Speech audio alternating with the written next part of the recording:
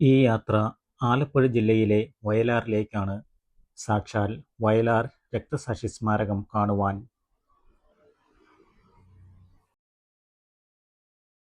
വയലാർ ജംഗ്ഷനിൽ നിന്നും ഏകദേശം 5 കിലോമീറ്റർ സഞ്ചരിച്ചാൽ ഈ കാണുന്ന രക്തസാക്ഷി സ്മാരകത്തിൽ എത്തിച്ചേരാം.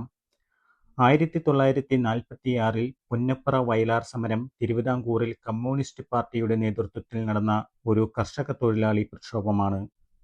ജന്മിമാരുടെയും മുതലാളിമാരുടെയും ചൂഷണത്തിനെതിരെ സ്വതന്ത്ര തിരുവിതാംകൂർ പ്രഖ്യാപനത്തിനെതിരെയുമായിരുന്നു ഈ സമരം. ആലപ്പുഴ ജില്ലയിലെ പുന്നപ്രയിലും വയലാറിലുമായി നടന്ന ഈ പ്രക്ഷോഭം വലിയ രക്തച്ചൊരിച്ചിലിലൂടെ അവസാനിച്ചു.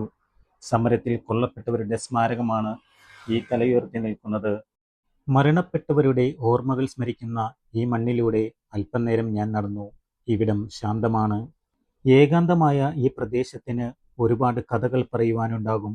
സമരത്തിൽ ജീവൻ നഷ്ടപ്പെട്ട ധീരന്മാർക്ക് ജനങ്ങളുടെ മനസ്സിൽ ഇപ്പോഴും സ്ഥാനമുണ്ട്. അതുകൊണ്ടാണല്ലോ ഞാനും ഇവിടെ സന്ദർശിക്കുവാൻ വന്നത്. നിരവധി ആളുകൾ ഇവിടം സന്ദർശനം നടത്തുന്നുണ്ട് എന്നാണ് സമീപവാസികൾ പറയുന്നത്.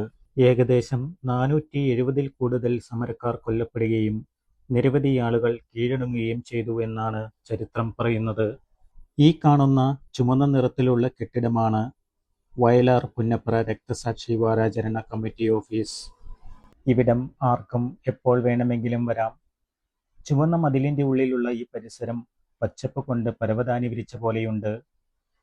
നിരവധി വാദപ്രതിവാദങ്ങൾക്ക് ശേഷം 1998-ൽ ഭാരത സർക്കാർ പുന്നപ്ര വയലാർ സമരത്തെ സ്വാതന്ത്ര്യ സമരത്തിന്റെ ഭാഗമായി അംഗീകരിച്ചു.